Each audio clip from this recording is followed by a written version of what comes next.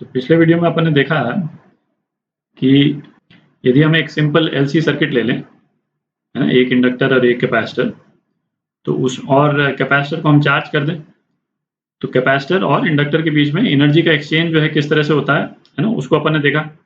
Basically capacitor की जो electrical field energy है ना, वो कन्वर्ट हो जाती है मैग्नेटिक फील्ड एनर्जी में इंडक्टर में, और उसी में फिर एक्सचेंज होता रहता है, ठीक है, एनर्जी का।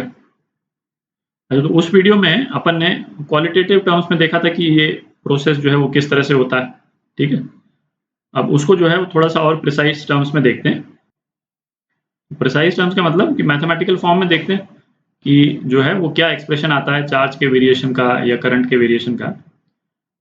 तो ऐसे करते हैं, सेम सिचुएशन लेते हैं जैसा पिछले वीडियो में लिया था। तो एक सिंपल एलसी सर्किट ले लिया, उसमें कैपेसिटर में इनिशियल चार्ज है ना, जिसको हम Q0 बोल देते हैं, ठीक है। और t इजिकल टू 0 पे हमने स्विच को क्लोज कर दिया, ठीक है। अच्छा, तो ये तो अपन ने पिछले वीडियो में देखा था कि चार्ज का वेरिएशन इस तरह से वेरी करता है, Q0 cos ओमेगा t, ठीक है। और ओमेगा जो है एंगुलर फ्रीक्वेंसी ऑसिलेशन का, उसकी वैल्यू अपन ने निकाली थी 1/√LC, ठीक है। तो चार्ज इस तरह से वेरी किया तो करंट जो है वो क्या होगा, di/dt, है ना, is equal to -Q0 omega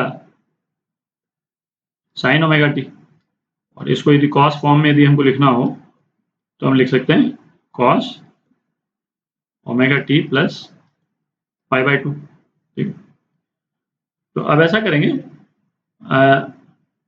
total upon 6 variables देखेंगे, ठीक है। एक तो चार्ज, कैपेसिटर पे जो चार्ज है उसका वेरिएशन कैसे हो रहा है, करंट का वेरिएशन कैसे हो रहा है, जो एनर्जी स्टोर्ड है कैपेसिटर में, है ना, उसका वेरिएशन, आपका इंडक्टर में जो एनर्जी स्टोर्ड है उसका वेरिएशन, और कैपेसिटर के अक्रॉस पोटेंशियल डिफरेंस, और इंडक्टर के अक्रॉस ईएमएफ इंड्यूस्ड, ठीक है, ईएल।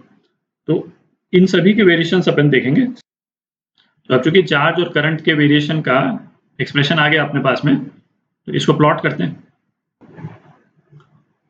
तो ये इन एक्सप्रेशंस के अकॉर्डिंग जो है वो चार्ज का और करंट का वेरिएशन हो गया। ये जो है चार्ज ऑन कैपेसिटर है, ठीक है। और ये वैल्यू क्या है, ये Q0 वैल्यू है।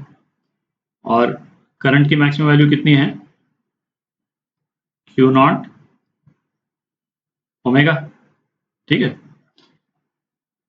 ये जो अपन ने 3 स्टेजेस जो बनाए हैं, है ना, इसको यदि मैं स्टेज 1 बोल दूं और इसको स्टेज 3 बोल देता हूं, ये स्टेज 2, तो ये जो है ये स्टेज 1 यहाँ पे है और स्टेज 3 यहाँ पे है ना। मैंने कहा था ये हाफ साइकिल बना रहे हैं अपन, ठीक है। तो ये आधे साइकिल मतलब कैपेसिटर का चार्ज इस ओरिएंटेशन से ये नेगेटिव ओरिएंटेशन तक चला गया यहाँ पे, ठीक है। और करंट जो है वो यहाँ पे 0 से शुरू हुआ और ये थर्ड स्टेज है, ये 0 पे खत्म हो गया, ठीक है। तो इसमें एक चीज ऑब्जर्व करें कि ये वाली जो पोजीशन है ना, पॉइंट नंबर 2, जब कैपेसिटर में चार्ज नहीं है ना, चार्ज जब वो एग्जॉस्ट कर रहा है तब करंट मैक्सिमम है, तब इसमें करंट मैक्सिमम है। और जो 2 से 3 वाला जो पोर्शन है, करंट का डायरेक्शन सेम है, ठीक है, अभी भी नेगेटिव है। आप देखिए ये भी है ना, यहाँ पे भी नेगेटिव है, यहाँ पे भी नेगेटिव, तो करंट का डायरेक्शन अभी भी यही है, ठीक है। क्यों, क्योंकि इंडक्टर जो है वो करंट के डायरेक्शन को मेंटेन करने की कोशिश कर रहा है। करंट इस डायरेक्शन से शुरू हुआ था, फिर यहाँ पे मैक्सिमम हुआ करंट, ठीक है। ये अपन ने डिस्कस किया था, ये है ना, इसका एरो जो है मैंने करंट के मैग्नीट्यूड के अकॉर्डिंग बनाया है यहाँ पे। और यहाँ पे करंट कम होने लगेगा करंट मैग्नीट्यूड में, पर इंडक्टर जो है इसको मेंटेन करने की कोशिश कर रहा है, तो इसका डायरेक्शन सेम ही है। ये वाला जो पोर्शन है, ये यहाँ से लेकर यहाँ तक यदि मैं इसको बनाऊं, ठीक है, तो ये इंडक्टर जो है वो मेंटेन करने की कोशिश कर रहा है, और उसके बाद में जो है ये हो गया, ठीक। अच्छा, 2 वेरिएबल और देखें, एनर्जी स्टोर्ड इन कैपेसिटर, ठीक है, ये क्या है, Q²/2C। तो ये तो बेसिकली चार्ज के मैग्नीट्यूड को फॉलो करेगी, ठीक है, चार्ज पे जो मैग्नीट्यूड है उसको फॉलो करेगी। और energy stored in inductor, half Li², ये जो करंट जो फ्लो कर रहा है ये एनर्जी उसको फॉलो करेगी, ठीक है। तो इसको भी बनाते हैं। तो इनका यदि हम ग्राफ बनाते हैं दोनों एनर्जीज का, तो जैसे Q की यहाँ वैल्यू डाल दें हम, तो बेसिकली क्या हो जाएगा, Q0² cos² ωt/2c, और ये कितना हो जाएगा L/2 और I² कितना हो गया Q0 omega whole square sin² ωt, ठीक है। तो बेसिकली इन्हीं दोनों ग्राफ को फॉलो करेगा, एक्सेप्ट कि ये ग्राफ नेगेटिव में नहीं जा रहे हैं, है ना, ग्राफ जो है दोनों पॉजिटिव में है। तो बनाते हैं इसको। तो ये अपन ने एनर्जी वेरिएशन का ग्राफ बना लिया, ठीक है। ये जो ग्रीन लाइन है वो कैपेसिटर में जो एनर्जी स्टोर्ड है UC है कि नहीं, ये वो है। तो बेसिकली चार्ज को फॉलो कर रही, एक्सेप्ट कि ये स्क्वायर है, नेगेटिव में नहीं जा रहा है, ठीक है। और ये जो है वो एनर्जी स्टोर्ड इन इंडक्टर है, ठीक है। ये इस पिंक लाइन को फॉलो कर रही। अच्छा, टोटल एनर्जी जो है सिस्टम की, ऑब्वियसली इन दोनों का एडिशन होगा और वो कांस्टेंट होगा। U टोटल जो है UT लिख देते हैं, है ना, वो कांस्टेंट है, ये क्योंकि एनर्जी का ना तो डिसिपेशन हो रहा है और ना बाहर से कोई एनर्जी ऐड हो रही है इसमें। अच्छा, अब ऐसा करते हैं, इसका पोटेंशियल डिफरेंस अक्रॉस कैपेसिटर और EMF इंड्यूस्ड अक्रॉस इंडक्टर, ठीक है, इसको बनाते हैं।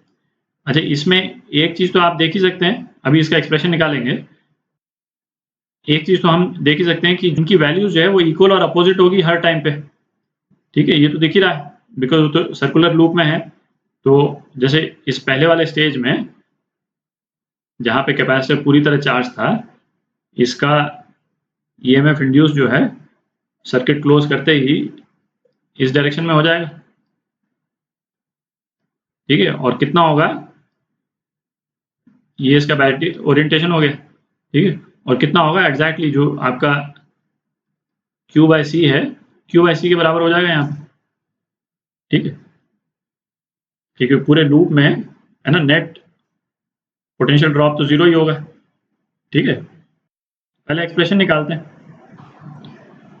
तो पोटेंशियल डिफरेंस अक्रॉस कैपेसिटर ये कितना होता है UC/C, ठीक है। तो ये बेसिकली क्या हो जाएगा Q0/C cos ωt। तो ये तो एग्जैक्टली जो चार्जिंग का जो वेरिएशन है उसी को फॉलो करेगा, ठीक है, इसमें तो प्रॉब्लम ही नहीं। अच्छा, अब EMF देखते हैं, है ना, इंड्यूस्ड अक्रॉस इंडक्टर, ये कितना है L/di/dt, ठीक है। तो ये कितना हो गया L minus Q0 ω² cos ωt, ठीक है। ये हो गया EMF इंड्यूस्ड अक्रॉस इंडक्टर। तो इसमें आप देख सकते हैं जो मैक्सिमम वैल्यू है ना, पोटेंशियल डिफरेंस अक्रॉस कैपेसिटर और EMF इंड्यूस्ड अक्रॉस इंडक्टर, है ना, ये तो सेम ही है ना। आप इक्वेट करके देख लें, दोनों सेम वैल्यू आएगी, ठीक है। तो इनका ग्राफ ड्रॉ करते हैं और इनका जो वेरिएशन है वो इक्वल और अपोजिट है, ठीक है। तो ये मैग्नीट्यूड तो आपका सेम ही हो गया। तो जैसे इसको यदि हम लिख सकते हैं V0 cos ωt, तो इसको हम लिख सकते हैं -V0 cos ωt, ठीक है। अब इसको ग्राफ के रूप में प्लॉट करते हैं। ये अपन ने ग्राफ के रूप में प्लॉट कर दिया। इसमें जो ग्रीन वाला जो है वो तो कैपेसिटर के चार्ज को ही फॉलो कर रहा है, क्योंकि है ना, चार्ज पे डिपेंडेंट है VC जो, ठीक। जो EMF इंड्यूस है अक्रॉस इंडक्टर वो करंट को नहीं फॉलो करता है ना, वो di/dt को फॉलो कर रहा है, ठीक है। अच्छा, इसमें आप देखें किसी भी पॉइंट पे जो EL और VC है ना इक्वल एंड अपोजिट है ना, VC प्लस EL ये हर बार जीरो रहेगा और वो लॉजिकल भी है, ठीक है। एक सिंपल लूप में जो इसका जो पोटेंशियल डिफरेंस है वो EMF इंड्यूस के बराबर होगा, ठीक है। तो VC का जो भी वैल्यू है वो इक्वल एंड अपोजिट होगी EMF इंड्यूस के वैल्यू के, ठीक है। अच्छा, EL के कॉन्टेक्स्ट में एक चीज ऑब्जर्व करनी जरूरी है ना, इंटरेस्टिंग है कि करंट जब मैक्सिमम पे होता है तो EL जो है वो 0 है, और वो इसलिए 0 है क्योंकि इसका स्लोप जो है इस टाइम पे क्या हो गया, 0 हो गया स्लोप, ठीक है। और करंट की मैक्सिमम स्लोप कब रहती है, जब वो से नेगेटिव से पॉजिटिव जाता है या पॉजिटिव से नेगेटिव जाता है, ठीक है, इस वाले पॉइंट पे। और इस वाले पॉइंट पे जो है वो di/dt मैक्सिमम है और इसीलिए EL मैक्सिमम है, ठीक है। तो यदि जैसे इन 3 स्टेजेस को देखें तो जहां पे भी करंट रिवर्स कर रहा है, ठीक है, ये तो चलिए स्टार्टिंग पॉइंट था तो इसको नहीं देखते हैं, जैसे ये वाला पॉइंट है, लेकिन यहाँ पे जैसे पॉजिटिव चार्ज कंप्लीट आ गया है ना, अब इसके बाद में क्या होगा, ये करंट इस डायरेक्शन में अभी जा रहा था, ये रुक जाएगा और इसके इमीडिएटली बाद करंट जो है वो इस डायरेक्शन में फ्लो करना शुरू करेगा। तो ये जहां पे भी करंट रिवर्स हो रहा है ना, वहां पे EMF इंड्यूस्ड जो है वो मैक्सिमम मतलब बिल्कुल एग्जैक्टली इसके बराबर हो जाएगा। जो पोटेंशियल डिफरेंस है, जो मैक्सिमम पोटेंशियल डिफरेंस है कैपेसिटर के अक्रॉस है ना इस टाइम पे, तो EMF इंड्यूस्ड भी मैक्सिमम हो जाएगा, ठीक है।